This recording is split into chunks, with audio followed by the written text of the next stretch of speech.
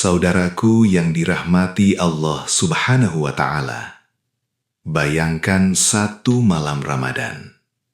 Langit gelap, dunia hening, lampu-lampu masjid menyala lembut. Langkah kaki pelan menuju rumah Allah Subhanahu wa Ta'ala. Tahukah Anda, langkah itu bukan langkah biasa. Ia menghapus dosa. Ia mengangkat derajat. Ia menjadi saksi di akhirat. Dan mungkin, ia menjadi sebab Allah Subhanahu wa Ta'ala memanggil nama kita di antara para hamba yang diampuni. Ramadan bukan sekadar bulan puasa. Ramadan adalah bulan kebangkitan hati. Dan malam-malamnya adalah rahasia orang-orang yang ingin dekat dengan Allah Subhanahu wa Ta'ala.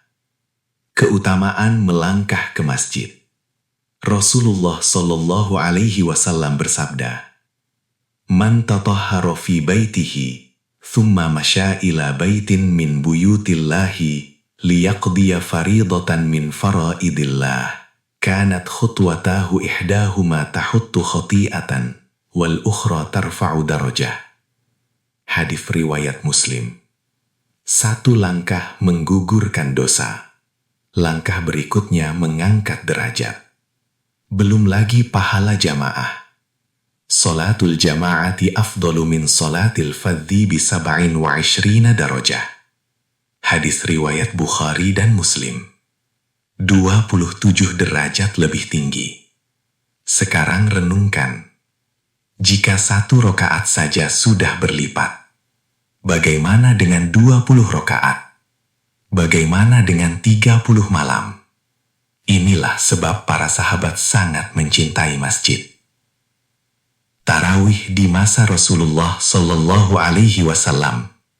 Pada suatu malam Ramadan, Rasulullah Shallallahu Alaihi Wasallam keluar dan sholat di masjid. Para sahabat mengikuti. Malam kedua lebih banyak. Malam ketiga semakin penuh. Namun malam keempat, beliau tidak keluar. Keesokan paginya beliau bersabda, "Qad ra'aitu alladhi sana'tum, walam yamna'ni minal khuruji ilaikum, illa anni khashitu an tufrad alaikum." Hadis riwayat Bukhari. Aku khawatir itu diwajibkan atas kalian. Perhatikan kasih sayang Rasulullah Shallallahu Alaihi Wasallam. Beliau mampu mengimami. Beliau sanggup berdiri panjang.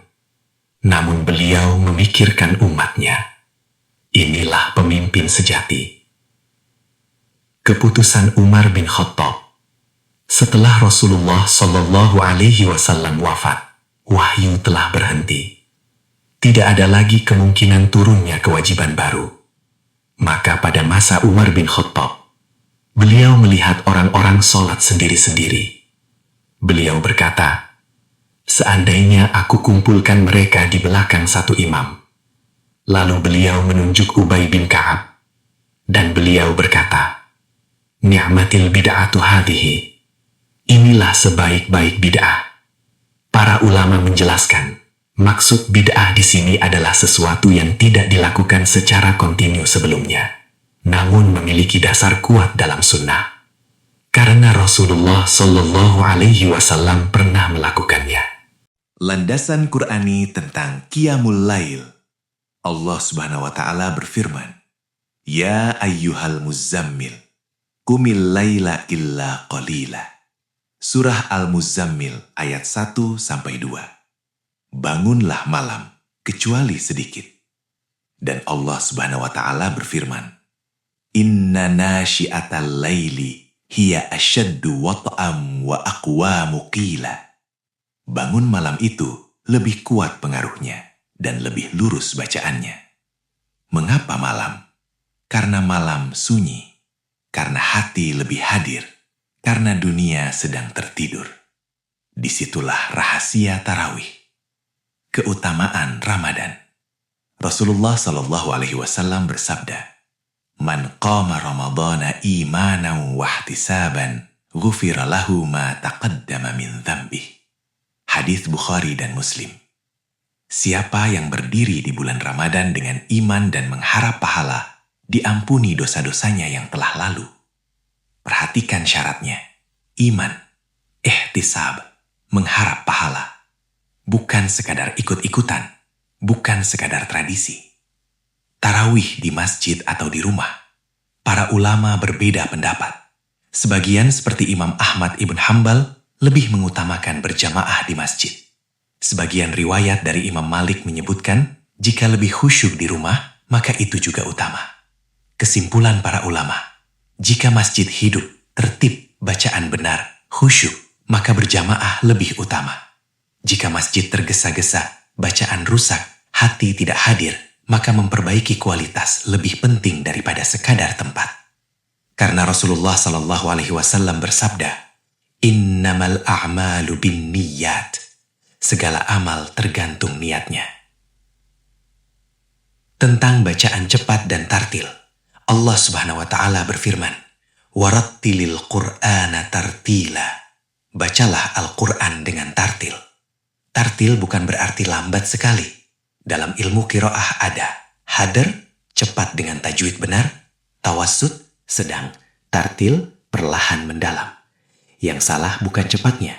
Yang salah adalah melanggar tajwid. Karena Rasulullah SAW bersabda, "Man qara'a harfan min kitabillahi falahu bihi hasanatun wal hasanatu bi asyri amthaliha." Hadis Tirmidzi. 1 huruf 10 pahala. Bayangkan 1 malam membaca ribuan huruf. Saudaraku yang dirahmati Allah Subhanahu wa Ta'ala, jika pada bagian pertama kita membahas dasar syariat dan sejarah tarawih, maka sekarang kita masuk ke wilayah yang lebih dalam, wilayah hati. Karena boleh jadi seseorang berdiri 20 rakaat, namun hatinya tidak ikut berdiri. Boleh jadi lisannya membaca panjang, namun jiwanya kosong. Ramadan bukan sekadar gerakan. Ramadan adalah pertemuan antara ruh dan robnya. Rahasia kekhusyuan dalam Qiyamul Lail. Allah Subhanahu wa Ta'ala berfirman, "Qad aflahal mu'minun, alladzina hum fi salatihim khashi'un." Surah Al-Mu'minun ayat 1 dan 2. Sungguh beruntung orang-orang beriman, yaitu mereka yang khusyuk dalam solatnya. Khusyuk bukan berarti menangis, bukan berarti suara bergetar. Khusyuk adalah hadir.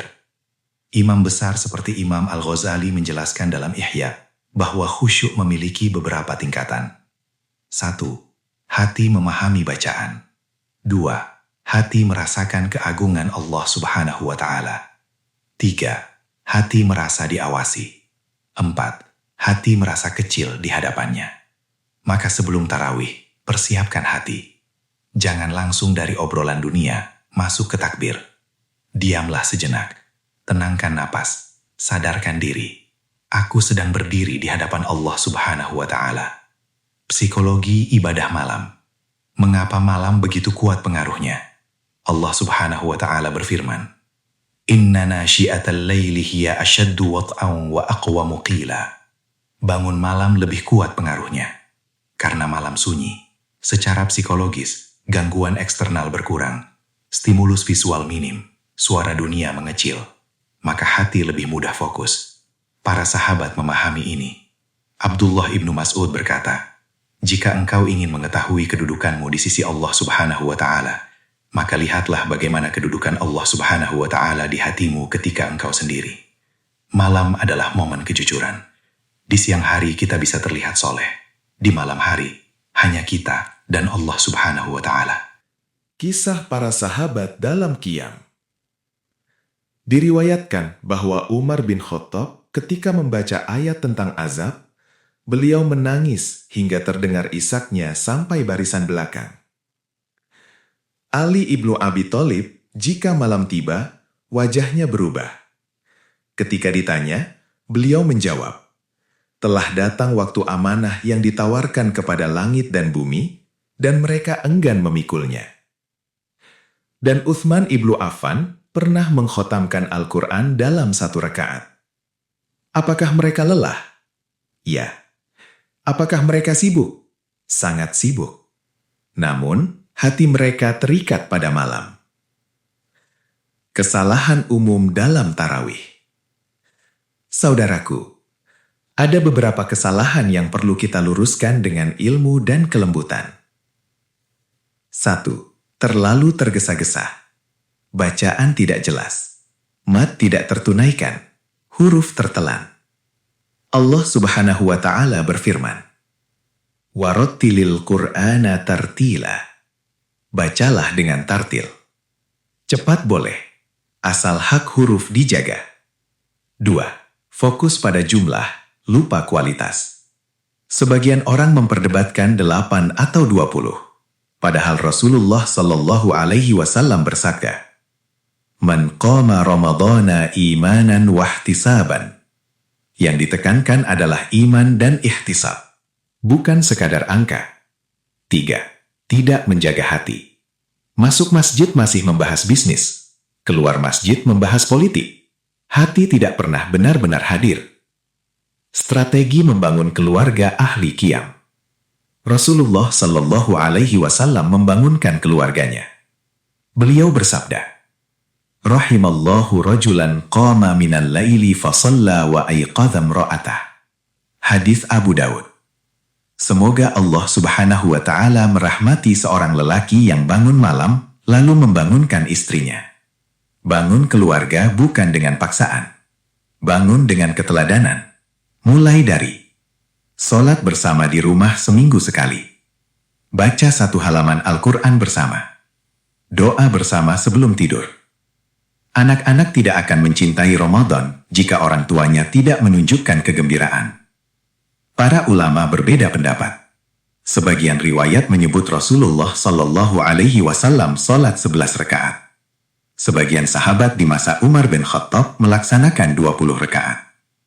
Imam seperti Imam Abu Hanifah, Imam Asy-Syafi'i, dan Imam Ahmad ibnu Hanbal menerima praktek 20 rakaat. Intinya, qiyam itu luas. Yang penting tidak menyalahkan, tidak memecah ukhuwah. Masjid hidup di Ramadan. Tetangga saling sapa. Anak-anak bermain dengan gembira. Orang miskin mendapat perhatian. Inilah fungsi sosial tarawih. Bukan hanya pahala individu, tapi kebangkitan umat. Rasulullah Shallallahu Alaihi Wasallam bersabda, "Al-mu'minu lil mu'mini kal bunyani." Hadis Bukhari dan Muslim. Mukmin satu dengan yang lain seperti bangunan yang saling menguatkan. Ramadan memperkuat bangunan itu. Saudaraku, jika Ramadan ini berlalu tanpa perubahan, maka yang salah bukan Ramadan. Jika tarawih hanya menjadi rutinitas, maka yang kurang bukan rakaatnya. Yang perlu dibangunkan adalah hati. Mungkin ini Ramadan terakhir kita. Gunakan malamnya. Hidupkan masjidnya. Hidupkan rumahnya. Hidupkan jiwa kita.